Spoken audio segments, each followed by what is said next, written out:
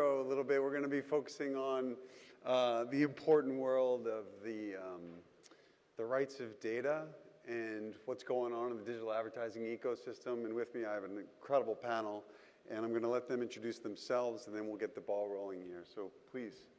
Good morning, good afternoon. I'm Nancy Hall, the U.S. CEO of Matterkind, an IPG agency focusing on addressable media with data and tech. Hi, everyone. My name is Rob Cardarelli. I lead analytics for one of the largest measurement firms, Ipsos MMA, and lead our attribution practices, which we'll be talking about today as well. Hello, I'm Tiffany Pegues, and I lead digital strategy for Church & Dwight with our powerhouse of brands that you may know, like Arm & Hammer, Batiste Dry Shampoo, Trojan, Vitafusion, and so many more. Hello, everyone. Rick Corteville. I work at Lenovo. I'm the executive lead of our Global Media Center of Excellence. So this is a team that's focused on building up our digital practice and overall expertise within the walls of Lenovo. So this will be the last time I bring up John Bon Jovi, but I did ask ChatGPT if he was on this stage, what would John Bon Jovi be thinking about the rights of data? And it came back to me, it said it's possible that he might support access to advertising data if he saw it as a better way to understand his fans and target his marketing efforts. So I think there's some continuity, so he's in the room. And so with all of that, I think the real meat here is that all of us who are in this ecosystem get access to or don't get access to an incredible amount of digital advertising data exhaust, to use a term. And all of my colleagues on the panel have ways in which they can work around it, or they have ways that they can get it uniquely because of their role, because of their purchasing power. And I thought maybe we could just start this off maybe with you, Nancy, giving us a little bit of an example of this ecosystem of access to data and where you find that it could be improved, or maybe you don't think it could be improved. Maybe you got enough. I think from my perspective, a marketer has to take a step back and answer three questions first. One, where is the brand on their data journey? Two, how do they define data? As an industry, we use data as this broad and loose term. But is data first-party data, performance data, site-side analytics data? Is it algorithmic learning data? Is it behavioral insights on a consumer? So I think that has to be defined, and what is important has to be defined by a brand. And then a brand needs to have an infrastructure to house the data or do something with the data. So to me, that's where it all starts. Yeah, and to add to your point, Nancy, that was phenomenal, is that the way we think about it today is, many different advertisers, brands are on the different levels of maturity in terms of their data. How do they bring the data in? What do they do with it from a planning and audience buying perspective, optimization perspective? And what we're seeing now is that there's a lot of fragmentation out there in what's available, what's not available, and the role that agencies, that measurement, and publishers are starting to play is how do we build data strategies to reach the objectives of our advertiser clients? I mean, that's we're all talking about our clients today. So really, what is the short-term, medium, and long-term goals? What is the data to support it? And how do we build roadmaps to get to a point where we're bringing in data collaboratively with the different partners and different publishers in the industry?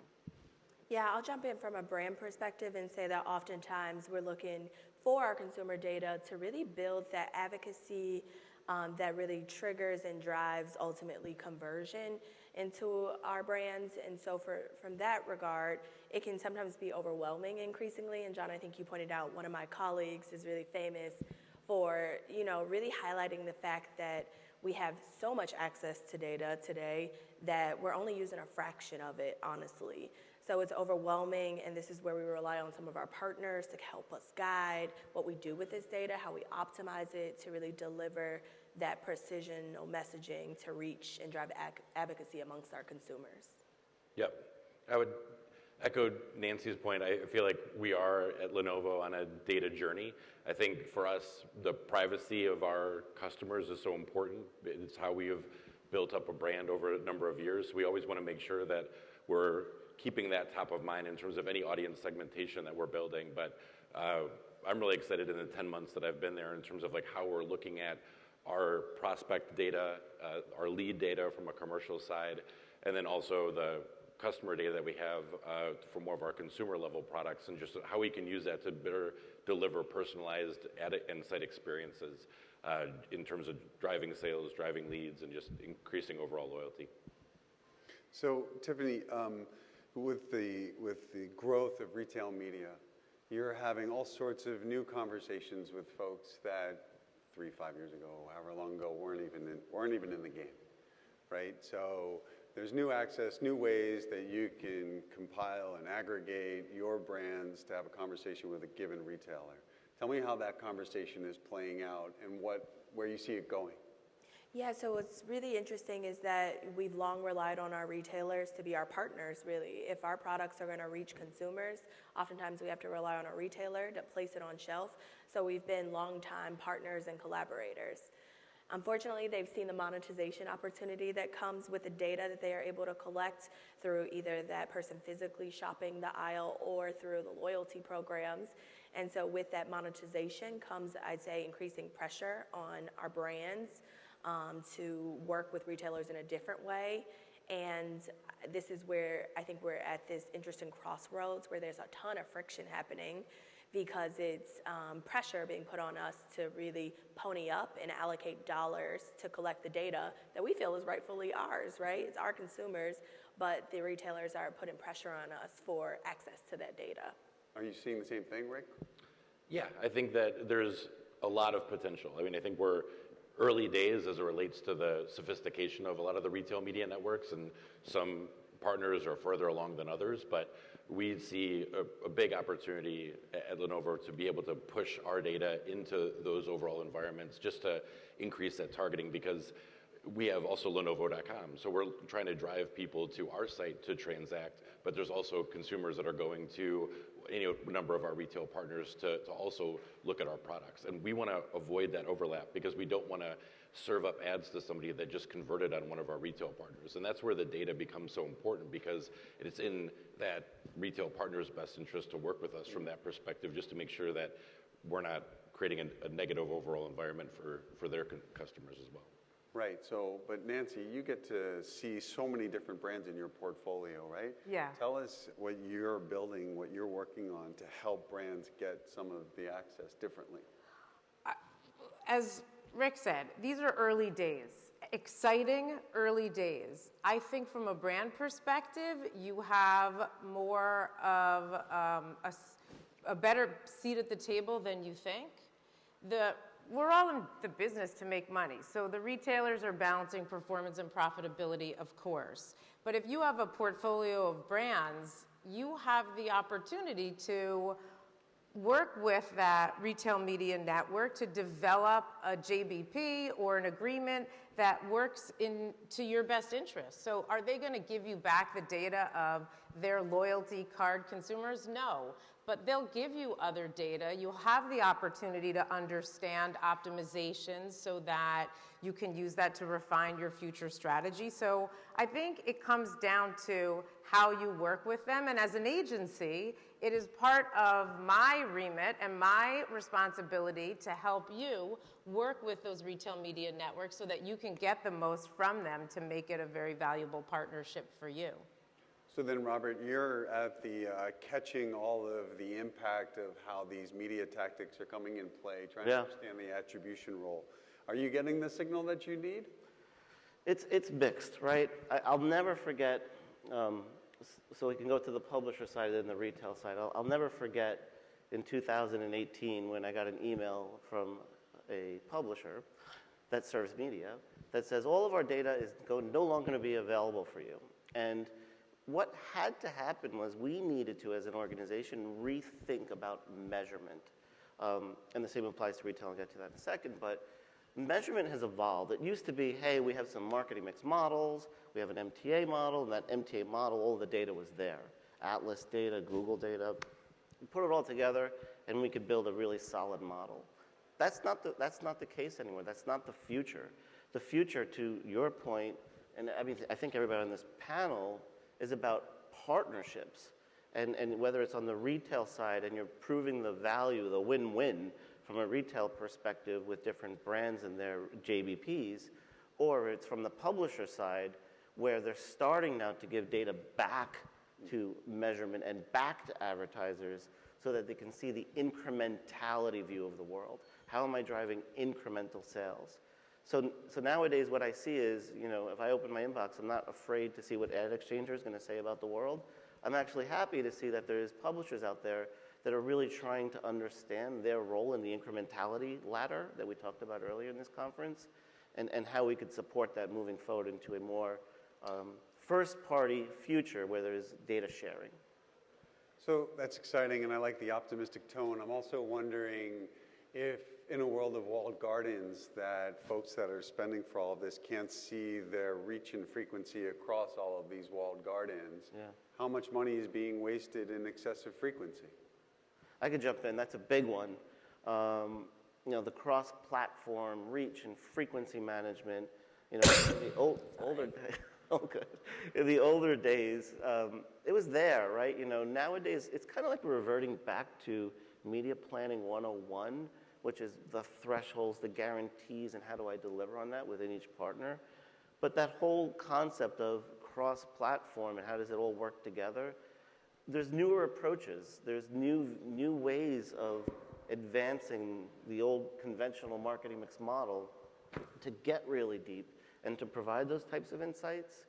But at the same time, I'm seeing a lot of waste, and feel free to jump in, where we could look at DSP1, DSP2, and DSP3, but if there's no way from an identity perspective to connect them, there's potential waste. You might be getting the same impact with more money. So there's a case to be made for working with a single DSP for your CTV and your OLV and your other buys, so that everything can be frequency capped and you have reach and frequency. Your challenge, of course, then becomes the social platforms, but there is a way to control and maximize reach, and some of that is matching first-party data to the data of an interoperable data provider, like if we're talking about a DSP, like the UID2 or any of the others, to ensure that you can try to manage to the best of your ability that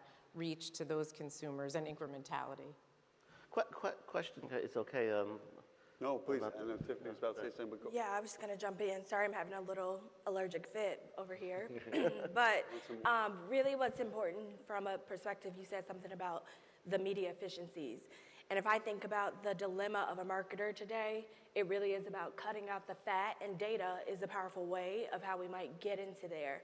So how we, really have a seat at the table, be the friend of finance, is by reducing kind of that friction and empowering ourselves with data, and also demanding our providers to help us in asking those right questions at the right time to minimize the waste.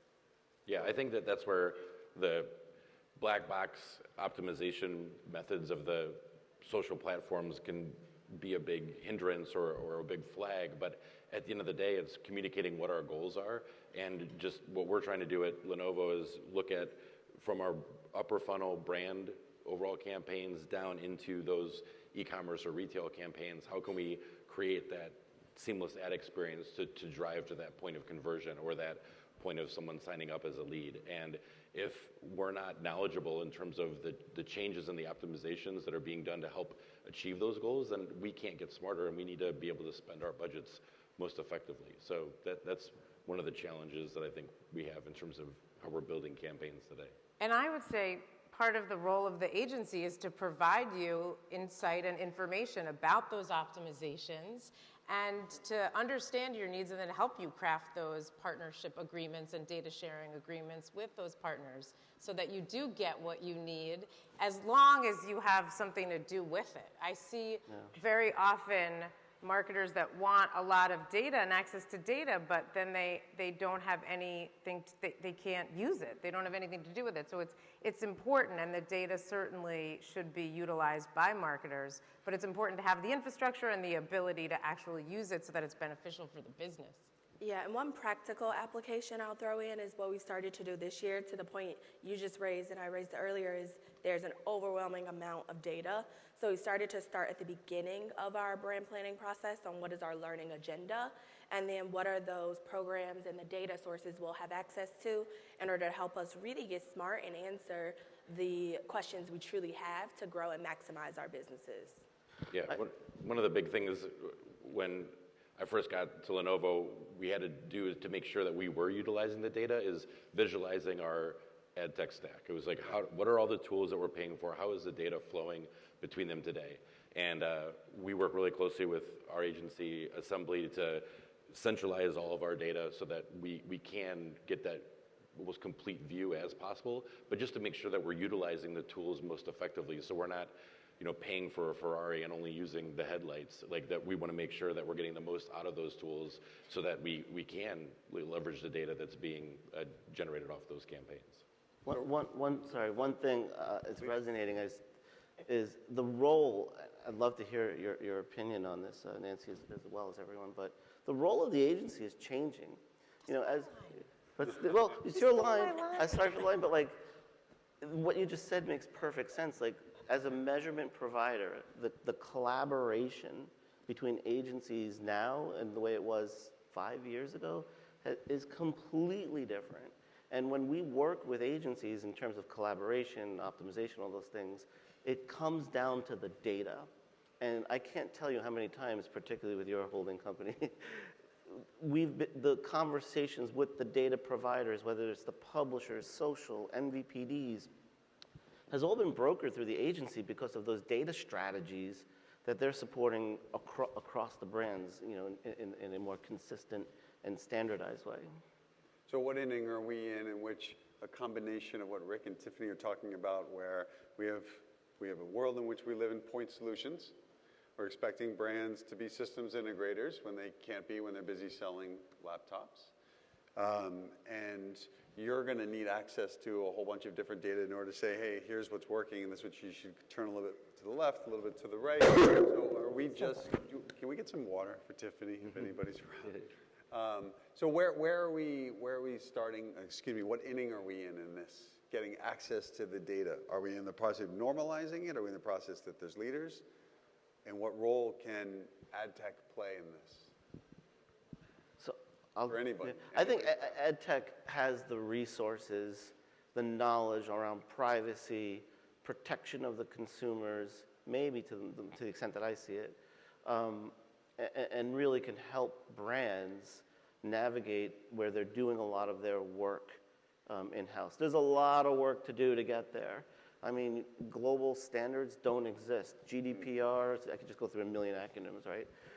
And the agencies are a little bit much further along in terms of those standards, but that whole model is based on collaboration through resources that really bring expertise to the table in those specific areas on privacy, standardization, and transparency as well.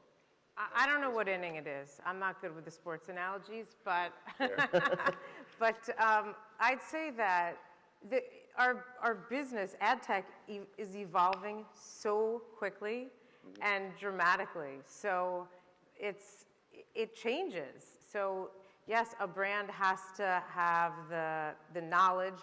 They don't not a systems operator or something to that effect, but partners that will take them on that journey and help them along that journey. Because yes, there are multiple point solutions, and there are data clean rooms and CDPs and different areas to house data. So I think it really starts with, what do you want to do with your data? Yeah. And having that journey mapped out so that you can plan for tomorrow. So if today you're only looking to collect first-party data, but tomorrow you want to take something and take algorithmic learnings and base your future data strategy around that, then that's something that has to be planned for early on. Mm-hmm. Yeah, I mean, I look at our industry as almost 30 years old, and like any 30-year-old, mistakes you make seem bigger and the hangovers get longer, and so I feel like we need to act our age. I think that sometimes when I tell people what I do, like there's this negative reaction of like, oh, you serve me ads. I hate that. And I think there's been, I think, times within our industry where we haven't leveraged data the right way. And like we've been too sketchy in terms of like how we've targeted people, and that's created that negative perception. And I think that's why a lot of these laws are being put into place. I think now we need that level of consistency across the board, because as a brand, we want to make sure that we're following those laws across the board, and having that level of consistency is just so needed, because we want to protect our consumers' privacy, but work with partners that we know are, you know, good actors as it relates to like how that data is being leveraged. I was going to say though, I don't think that most companies are bad actors.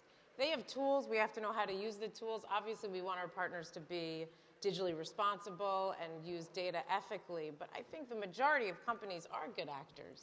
Well, I think a part of that is to the transparency, the perceived transparency too, that consumers might have in terms of how their data is being used. And so the more we as an industry, I think of like open the doors and showcase, you know, how we are, I think that's a really exciting phenomenon that'll really empower consumers to entrust us with their data. And I think I see that as the reason for the rise in loyalty programs, right? Because then you know, okay, I'm giving you access to my data, but I'm also getting something really powerful and motivating for me. You guys are spot on. I mean, wow. So it's not about does ad tech do a good job? They do a great job. It's about how do we, you know, do we deserve data?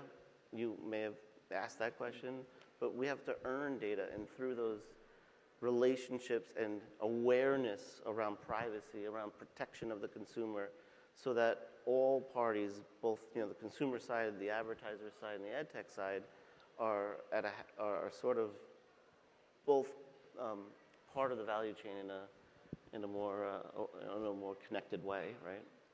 I was going to make a provocative statement, which is just that we as an industry need to educate consumers, people, the greater population, our friends, our family, about how we as an industry are using data, again, in a digitally responsible way. Right.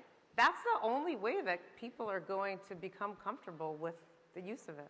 Yeah, I mean, I think I don't think there's bad actors. I think from a privacy perspective, so there's currently, you have GDPR in Europe. It's kind of set a precedent. You have 26 different pieces of legislation in 26 different legislatures in 26 different states right now. We're going to see how that plays out. So now the government thinks that there's been enough nefariousness, if you will, that we need to fix some stuff. But has there been, from a business-to-business perspective, too much self-interest of the data, right? So we're all being held accountable for performance of what our respective goals and services are. And I wonder how much more we could be doing if we can actually, to your provocative question, right, educate our own stakeholders. And this leads me to a question that Tiffany, you and I talked to a little while ago about now that the data is becoming more available within the organization. How is that changing the dialogue about how accountability of media and marketing and social is working within the organization? Yeah, so you're absolutely spot on, and that is having those conversations because, as I mentioned at the very top, you know, retail media networks, they're coming, they're saying, we can give you access to more data, this will require this level of investment, which then may cut into other budgets, and so it has to truly be a cross-functional effort, whether that be cross-functional internally or with our ecosystem of partners in order to understand and then work collaboratively on how we best utilize this data for the greater good of our ultimate goals and objectives. Yeah, I think it's about being really clear up front and like when we're asking something of that consumer, outlining the benefits to them. So like we have a Lenovo Pro store where we're asking small businesses to sign up, but I feel like we've done a good job of outlining the benefits as like, if you sign up, these are the things you'll get back for this. So whether it's discounts, dedicated service and support or whatnot. So I think we just always need to be clear when we're gathering that information, we're providing that answer to them of like how this is going to be used and the benefit to them giving that to us. That give to get, I think is important. Clearly outlining the value exchange. Yep. Yeah, it's totally shifting. Robert, what struggles are you having with getting the data that you need to see more, and what impact would it have for your customers?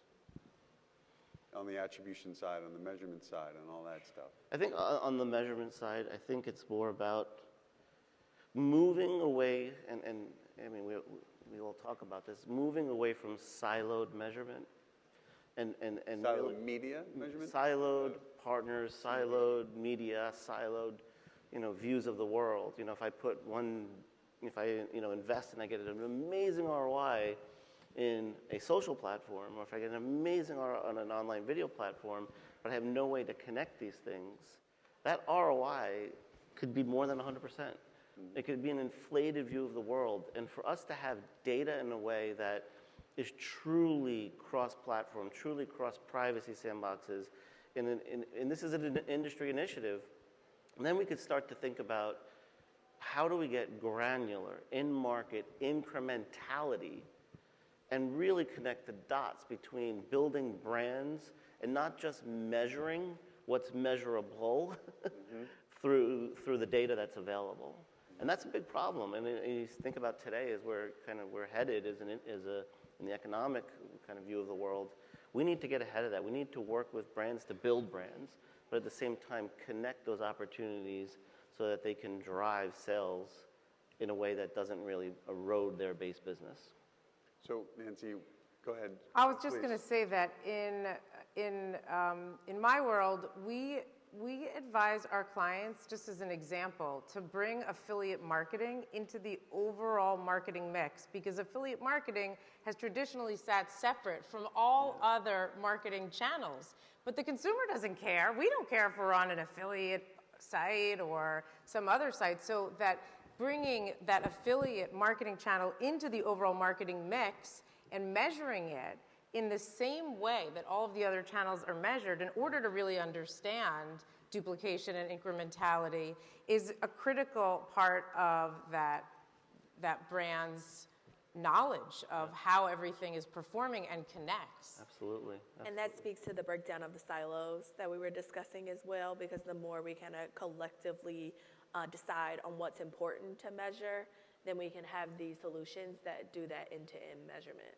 Yeah, one of the things we're working on at Lenovo right now is a media mix model, and we just finished the first draft of it. But I think it's been a great way to look at things in a complete picture. So we're looking at our upper funnel activities, our e-commerce activities, but from that first release of the data, then we're continuing to add more to it to get smarter. But Rob, to your point, we've used this information to go to our partners and say, hey, look, this is what it's saying. It's saying that us moving dollars outside of your platform actually led to an increase in revenue, but then working with them to get more data from them. Exactly, and when you do that, the gate's open. Yeah, so how we can get smarter. Is open, yeah. But we're not going to make those optimizations in a vacuum, and we want to continue to add to the model. But I think it's like, to your point about bringing them under the hood, giving them the opportunity to add more data to that. Exactly. I think that starts to open up those walled gardens a little bit. So there's a direct correlation to more data, more spend. Better performance, more spend, Yes. not more data, Yeah. better measurement, more transparency. I just want to put it Better performance, better performance. Better more spend. performance. Which means that we don't really know the performance. Okay, so just a couple minutes left. Subject here is whose data is it anyway? We live in a world where content publishers are king. That makes, I guess, the advertiser the queen, and their offspring is the consumer. And between that triptych, there's a whole bunch of data that gets let out. We have services companies like ourselves that are actually supporting that and making heads or tails out of it. But if you had to pick one, you needed to be provocative, and you could only pick one. Who do you think should own the data? Who do you think has the right to own? Is it the advertiser because they're the ones spending it? And they're the ones driving the economy, the media marketing economy? Is it the publishers? Because it's unclear to me. I don't think that it's a binary answer. Yeah. There are privacy concerns too, right? So That's fair. So certain publishers or platforms cannot turn back over data that is about their consumer to a brand. So I think that it's truly about having access to the data and then doing things like closed loop measurement in order to understand that path to conversion so that you know how and where your marketing dollars are working hardest, to Tiffany's point earlier, that's ultimately the end goal. Yeah, the end user owns the data. They own their own data, and like how they then give permission to brands like Lenovo to then use and leverage that to make their like overall customer experience better. Like that's then our job to make sure that we're maintaining that trust and like following those privacy laws. So I think the user owns it. And I'm going to tag team that because I wouldn't be a marketer if I didn't say it's my data, my choice, ultimately the consumer. Agreed. Consumer, I think the topic's data bill of rights. Like maybe the data bill of rights is we need to figure out as an industry who owns, how it is shared, how data is shared, which is critical, and what is it used for. And I think that's where the big question mark kind of comes into. And it has to be disclosed, how Yes. the data is used. If a brand puts first-party data into a platform for matching, how is it used? Is it used to strengthen that ad tech company's match? Is it used to strengthen the algorithm for the future? That has to be disclosed to the brand, to the marketer. So we have the first 4 articles of the Data Bill of Rights.